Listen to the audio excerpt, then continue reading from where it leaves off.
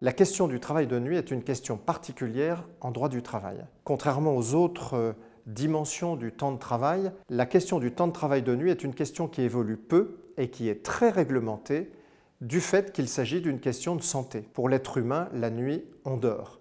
Les dérogations sont donc possibles, mais très encadrées. Il y a d'ailleurs 3 types de temps. Il n'y a pas que le jour et la nuit, sachant que la nuit est considérée comme la période entre 21h et 7h le matin, en règle générale, sachant qu'avant 21h, on est dans le régime normal et après 21h, on est dans le régime de nuit. Mais il y a un certain nombre de dispositions qui concernent le travail en soirée, entre chien et loup, qui est entre 21h et 22h, voire même minuit, notamment pour les établissements de vente au détail dans les zones touristiques internationales. Retenons que la mise en place du travail de nuit nécessite une surveillance médicale renforcée, des accords d'entreprise, des consultations du CSE et également un contrôle renforcé en termes de contrepartie que l'employeur doit accorder un système de repos compensateur. La compensation salariale n'est pas obligatoire.